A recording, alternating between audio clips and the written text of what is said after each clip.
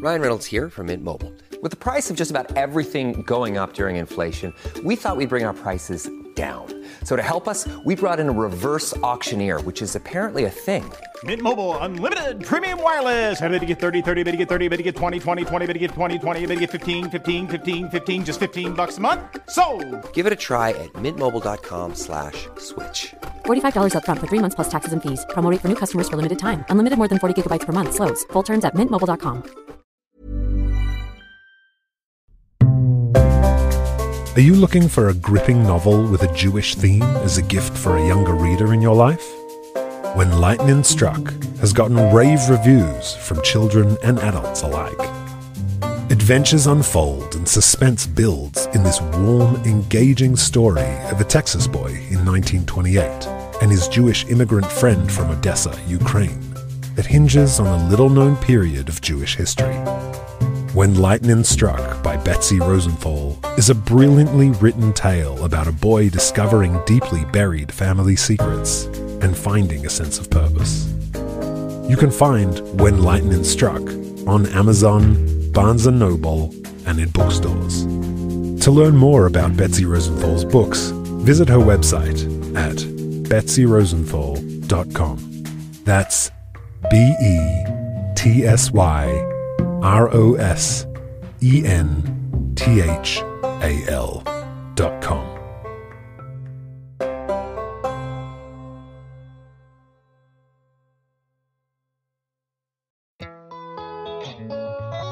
With what seems like an endless amount of information at our fingertips, we tend to forget that wondering about things is really part of the journey to finding answers we're looking for.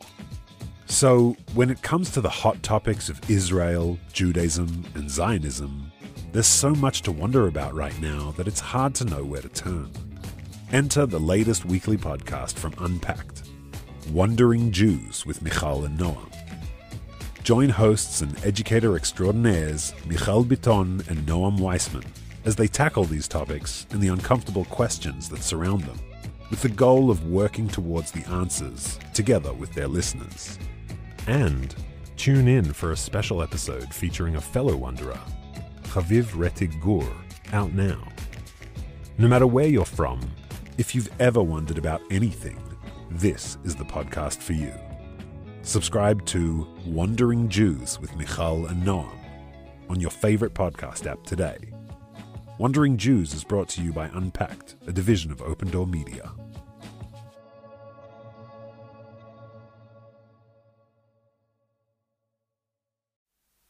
Hey, Michael, it's General Adam from the Israel Defense Forces. And you don't know where this is coming from and who it's being sent by and when it's being sent. I felt this weird sense of like, who is this? Watching you or thinking about you. And it did become persistent ultimately.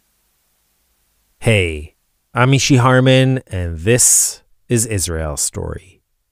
As you know, we're in the midst of our Wartime Diaries series, which is an attempt to collect slivers of life during these seemingly endless and difficult days. For almost 10 months now, we've been experiencing several different war zones. And by that, I don't just mean the North and the South, Iran and Syria, and now also, somewhat perplexingly, Yemen. I'm mainly talking about the fact that since October 7th, there are different kinds of battlefields. There are actual battlefields where people fight and are wounded and killed. And then, of course, there are secondary battlefields on college campuses, in the court of public opinion, on social media, TV, newspapers, text messages.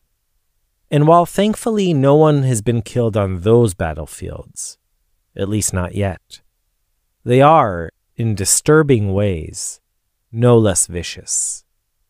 We've covered different aspects of this matter in various installments of Wartime Diaries, because it's something so pervasive that for many, it's become the haunting soundtrack of this terrible year.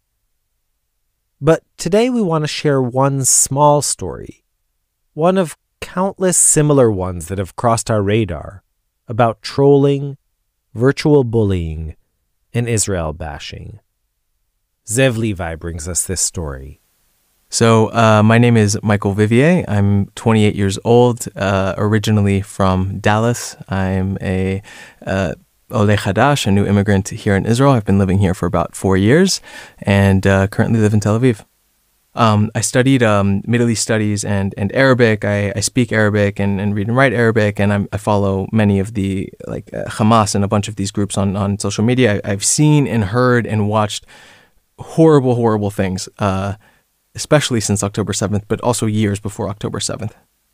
So you weren't so surprised? The shocking part of that day, unfortunately, was not necessarily the brutality, because I felt like I had seen the dehumanization going on for so long. What shocked me was the reaction from the world. Every day, people on October 7th and October 8th, people posting, did you think decolonization was going to be like chocolates and rabbits and flowers? This is what resistance looks like. And things like this don't happen in a vacuum. While they were still picking up bodies in Kfar Aza before there was any retaliation, I just remember that feeling of being like, oh my God, what world are people living in right now? I vividly remember thinking this in the 2 or 3 days after the war broke out. And it just seemed to be people that we all know in our lives, like friends of ours, it took over. And that shocked me. That's like an open wound I still have, for sure. I don't have the words to actually describe emotionally what that feels like and what that does to me when I hear and see things like that. And did you think about maybe just like turning off Instagram and deleting the app and walking away? No, I don't know. I want to, and I need to know what people are saying and writing. So it would have been better for my health for sure to delete these apps, but I also felt like I couldn't. I don't know. So what did you do? I really wanted to just post stories and glimpses of what happened on that day. Personal stories of victims of October 7th, a couple times a day, I would say. Stories of families with their names, videos from the funerals, pictures of the communities that were destroyed, and just so people can actually, see it before they're going. And I don't know what impact, if any, it had. And you were doing all this social media posting from here, but then a few months ago you visited the States. Yeah, I flew home to Dallas to see my family. I woke up early. It was a Friday morning. I went out for a jog outside in the neighborhood. And as I was coming back onto the street, I got a text message from a number I didn't have in my phone. Hey, Michael, it's General Adam from the Israel Defense Forces. I saw the first few words of it and I completely disregarded it. Got into the house and then I thought, wait a second, like what was that? Like, okay, let's see what this is, because the words are kind of stuck in my head. And then I opened my phone and then saw the full message.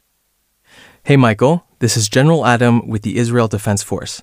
As you know, 15,000 women and children have been killed in Gaza so far, but it's not enough. Can we count on your support so we can eradicate all of Palestine? Here's how you can help. 1. Keep spreading propaganda to your Western friends. Some of them are still dumb enough to believe it. 2. Come sign up and join the IDF. We're short on baby killers and could use your help. Remember, Palestinians aren't people, so it doesn't matter how many we kill. So I was really taken aback. My first thought was that this could be some type of bot. But then there were a couple things that were quite specific in the message. 1, having my name, and 2, the whole keep spreading propaganda, could be sent by someone who's seeing things that I'm posting. So I kind of sat there for a bit and really was almost at a loss for words. Again, I was in the U.S. and while I was in Israel before, things were terrifying, especially on October 7th. But walking in the streets, you feel the sense of togetherness and unity and that everybody's there with each other. And we've just gone through the most horrific thing. And so getting this text definitely triggered a change within me to where I felt pretty paranoid because I didn't know who this person was. And there wasn't anything necessarily threatening in there. But it still definitely made me kind of look over my shoulder a little bit as I was walking through, my hometown. And then a few days later, you got another message. Yeah. Michael, it's General Adam with an update from the killing fields. We have successfully eliminated 82 journalists. I know your Western friends will be confused since journalists aren't Hamas, but if they ask, just call them anti-Semites and change the subject as fast as you can. Can we count on you to murder a journalist today in support of Israel? Or maybe you can blow up a hospital so more babies in the NICU can die. And remember, make your enemy strip naked to humiliate them, as this is necessary and not psychological torture. If you ever start to feel bad, don't. This is what you support. Be proud of your genocide. And this was coming from all different phone numbers. All of them Dallas area code, but all different, unique phone numbers.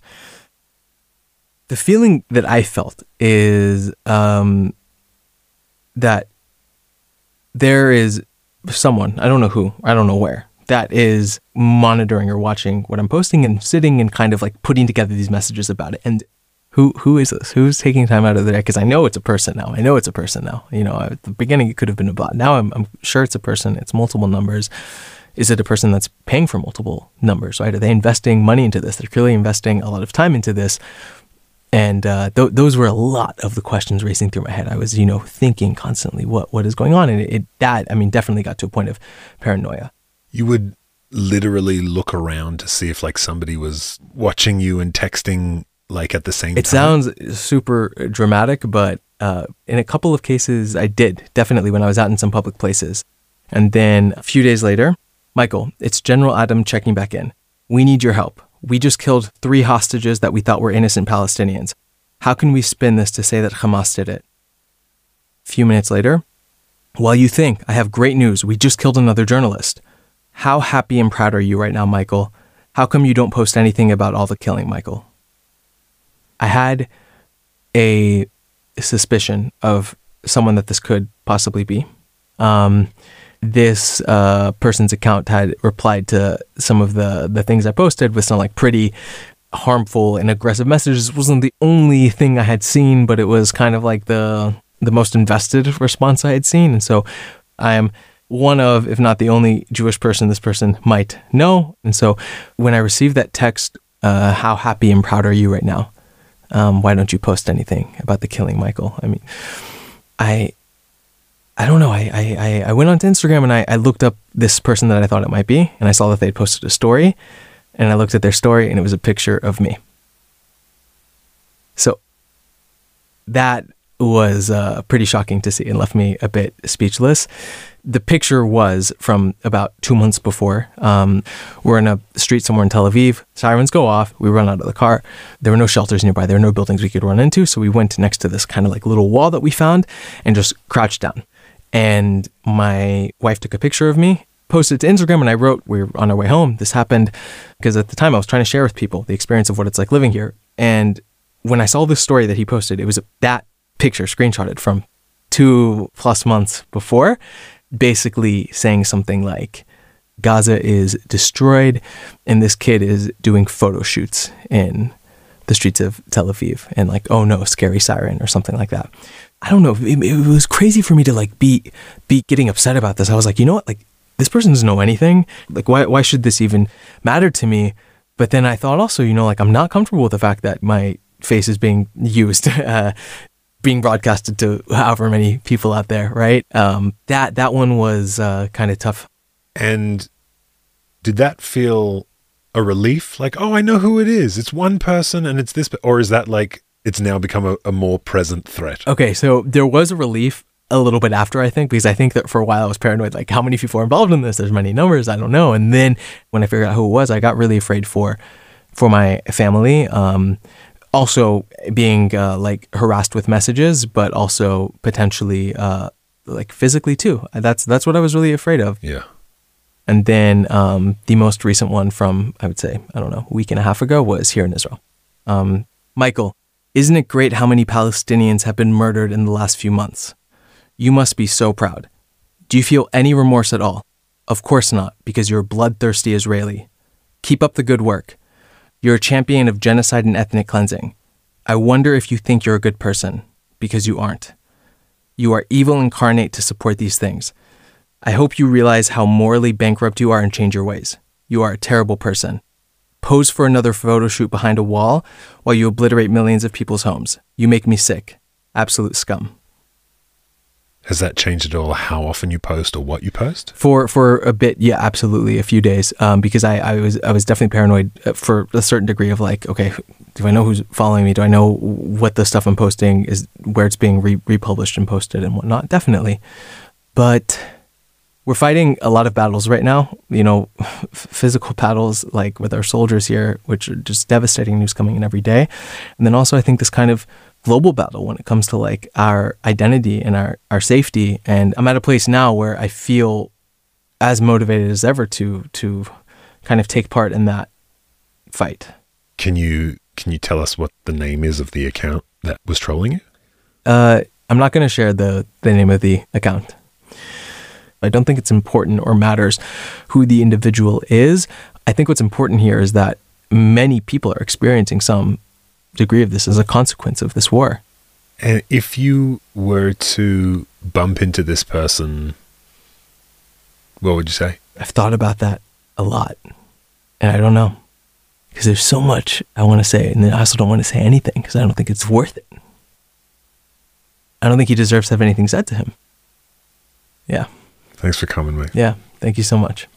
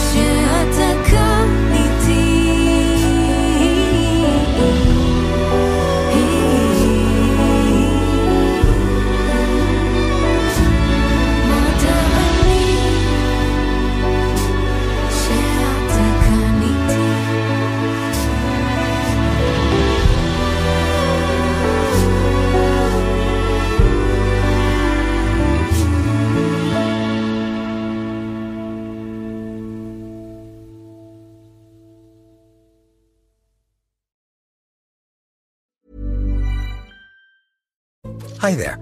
I'm a PBM. I'm also an insurance company. We middlemen are often owned by the same company. So, hard to tell apart. We control what medicines you get and what you pay at the pharmacy. That's why today, more than half of every dollar spent on medicines goes to middlemen like us. Middlemen are driving medicine costs, and you don't know the half of it. Get the whole story at phrma.org/middlemen. Paid for by Pharma.